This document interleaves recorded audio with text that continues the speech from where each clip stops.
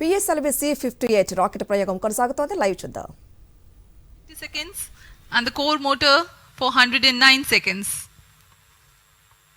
इस समय यान अपने अधिकतम गतिक दाग से गुजरता हुआ प्रथम चरण का कुल प्रज्वलन काल 110 सेकंड का होगा. तत्पश्चात इसे यान से पृथक कर दिया जाएगा. Shard tracking station currently tracking the flight. Ground lead strap-on separated. दोनों स्ट्रैप-ऑन्स को यान से पृथक कर दिया गया है तथा कोर बूस्टर अभी भी प्रज्वलित है.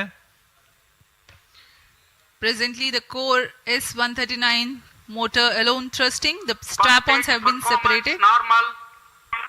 This stage will carry the rocket to 57 kilometers altitude and add 1.6 kilometers per second as a relative velocity. इस घटनाक्रम पे अगला है प्रथम चरण का पृथकन तथा द्वितीय चरण का प्रज्वलन. First stage separated. Second stage engine started. Closed loop guidance initiated. जी हाँ, इसकी पुष्टि हो चुकी है. प्रथम चरण को सफलतापूर्वक यान से पृथक किया गया है और द्वितीय चरण का प्रज्वलन शुरू हो चुका है. There is a confirmation from the Range Operations Director that the second stage has commenced its operation. Second stage performance normal. And as the altitude right now is almost at the verge of the dense atmosphere, closed loop guidance has been initiated. The next flight event is eagerly awaited.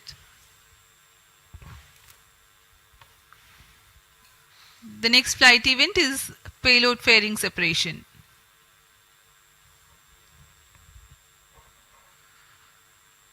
द्वितीय चरण का निष्पादन सामान्य है. इसका कार्यकाल 152 second का होगा और इस दौरान यह कुल 800 किलो न्यूटन का प्रणोद उत्पन्न कर यान को उद्दिष्ट दिशा की ओर ले जाता है. इसकी पुष्टि हो चुकी है. ऊष्मा कवच को यान से पृथक कर दिया गया है. Second stage performance normal. There is a confirmation of payload fairing separation and a nominal thrusting by the second stage of PSLV. द्वितीय चरण तरल नोदक पर आधारित चरण है. इसमें UDMH और N2O4 को ईंधन की तरह इस्तेमाल किया जाता है. वर्तमान में विकास इंजन नामक इस द्वितीय चरण के इंजन द्वारा प्रणोद उत्पन्न किया जा रहा है.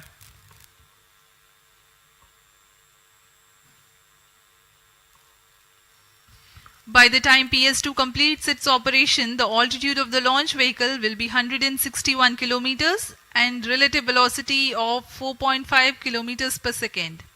Current altitude close to 150 kilometers. Second stage performance normal. Plus 4 minutes.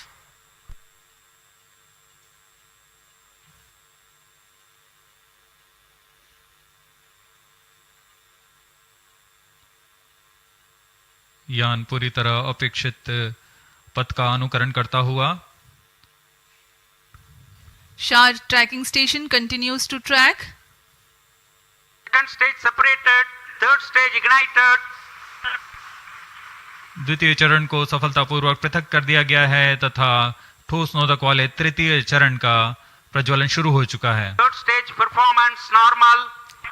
The performance of third stage is reported to be nominal. The PS3 stage based on this HTPB based solid propellant. It carries 7.6 tons of propellant. यान की ऊंचाई निरंतर बढ़ती हुई वर्तमान में यह 170 kilometre की ऊंचाई प्राप्त कर चुका है तथा सापेक्ष गति 5 किलोमीटर प्रति सेकंड. तृतीय चरण HPS3 high performance third stage कुल 240 किलो न्यूटन का प्रणोद उत्पन्न कर रहा है और यान को उद्दिष्ट दिशा की ओर ले जा रहा है. Shard and Port Blair tracking stations are currently tracking the vehicle trajectory. Third stage performance normal. During the operation of PS3, the rocket gains an altitude of 45 kilometers. Relative velocity increases from 4.5 kilometers per second to 7.2 kilometers per second. तृतीय चरण में कुल 7.66 ton का प्रणोद होता है और इसका कार्यकाल 123 सेकंड का होगा। इसके कार्यकाल के पश्चात PS3 का कोस्टिंग फेज शुरू हो चुका होगा। सभी दर्शकगण यहाँ उत्साहित इस मिशन के सफलता के लिए। अब कुछ ही क्षणों में हम देखेंगे तृतीय चरण। Third stage action completed. तृतीय चरण का कार्यकाल समाप्त हो चुका है और इसके पश्चात Vehicle he in combined hosting for approximately 200 seconds. इसके साथ ही तृतीय तथा चतुर्थ चरण सम्मिलित होकर कोस्टिंग फेज जारी है। There is a confirmation of expected performance by the PS3 stage, and currently the thrust has been cut off, but the vehicle is coasting with the PS3 still intact. The separation of PS3 has not yet taken place. Vehicle performance normal. जी हाँ, यह costing phase 200 seconds तक जारी रहेगा। उसके पश्चात तृतीय चरण को यान से पृथक कर दिया जाएगा। The combined coasting continues for 200 seconds. Thereafter, the separation of PS3 takes place, but PS4 continues to coast for another 400 seconds.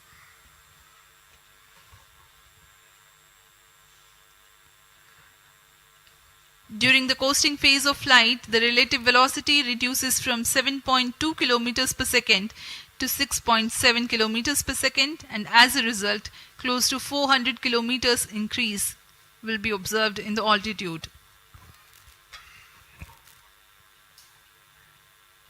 XPoSat विभिन्न खगोलीय विकिरण उत्सर्जन स्रोतों जैसे ब्लैक होल, न्यूट्रॉन तारे, सक्रिय आकाशगंगा, नाभिक, पल्सर पवन, निहारिका आदि से उत्सर्जित उत्पन्न जटिल प्रक्रियाओं द्वारा होता है और इसे समझना खगोलविदों के लिए भी एक चुनौती बना हुआ है। एक्सरे पोलैरिमीटर हमारी समझ में दो और आयाम जोड़ेंगे। यह है ध्रुवीकरण की मात्रा तथा ध्रुवीकरण का कोण, और इस तरह यह खगोलीय स्रोतों से उत्सर्जन प्रक्रियाओं को समझने में उत्कृष्ट निदान उपकरण साबित होंगे। एक्सपोसेट द्वारा भारतीय विज्ञान समुदाय की राह पर यह एक प्रमुख अनुसंधान की दिशा है। एक्सपोसेट में दो मुख्य वैज्ञानिक निदभार हैं जिनका नाम है पॉलिक्स और एक्सिस्पेक्ट। इस उपग्रह का कुल भार 469 केजी है।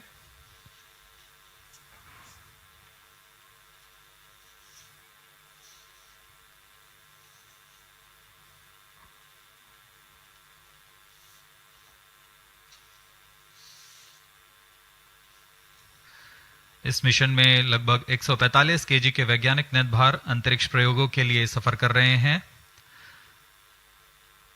इन्हें अंतरिक्ष प्रयोग पोयम 3 का नाम दिया गया है। सर्वप्रथम poem PSLV orbit experiment module का सफल प्रयोग 30 जून 2022 को PSLV C53 द्वारा देखा गया था। फिर 22 अप्रैल 2023 को PSLV C55 द्वारा पोयम 2 का प्रयोग भी हमने देखा। आज इसी कड़ी को आगे बढ़ाते हुए पोयम 3 के प्रयोग किए जाएंगे। Third stage separated. जी हाँ, इसकी पुष्टि हो चुकी है। तृतीय चरण को यान से पृथक कर दिया गया है। Vehicle in separated hosting for approximately 425 seconds. Plus 10 minutes. तृतीय चरण के पृथकन के पश्चात चतुर्थ चरण के प्रज्वलन में अभी समय है और इस दौरान PS4 का कोस्टिंग फेज जारी है। यह करीब 400 सेकंड तक जारी रहेगा।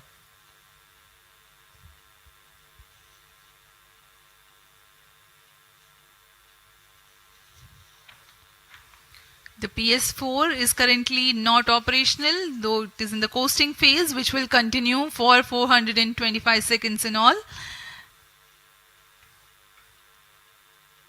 Vehicle performance normal. The PS4 stage, when it ignites, will continue to burn for 247.5 seconds. Thereafter, the injection parameters of the spacecraft XPOSat will be achieved.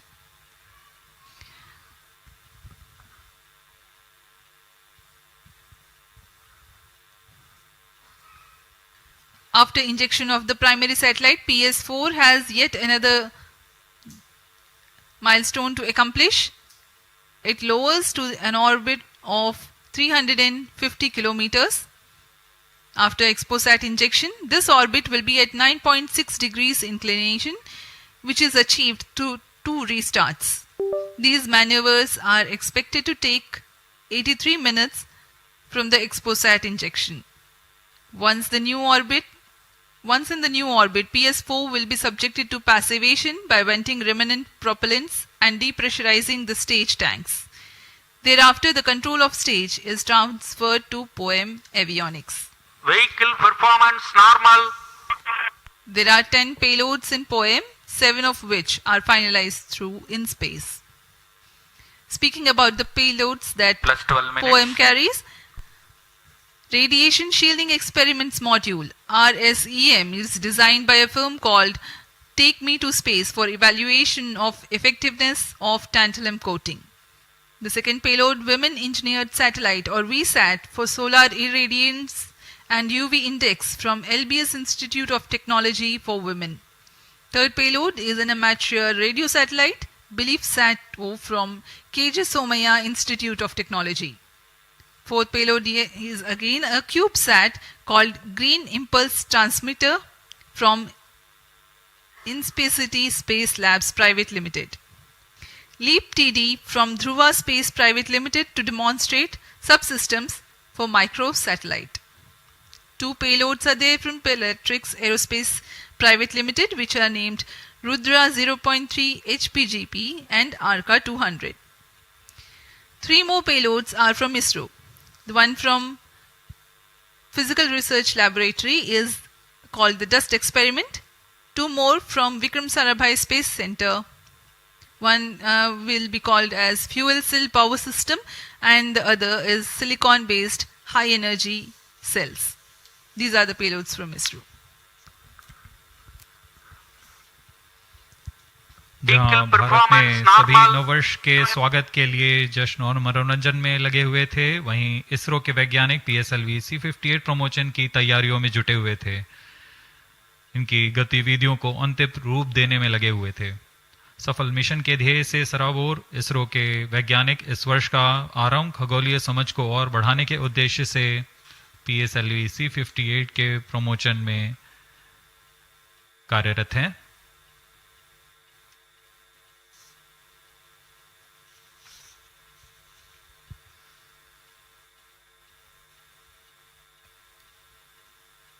वर्तमान में यान की ऊंचाई 516 किलोमीटर,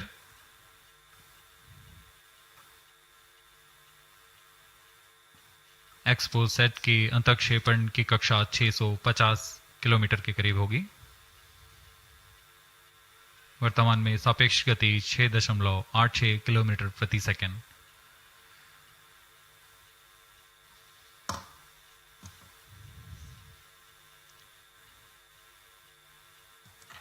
इस उपग्रह एक्सपोसैट के 2 मुख्य नितभार हैं।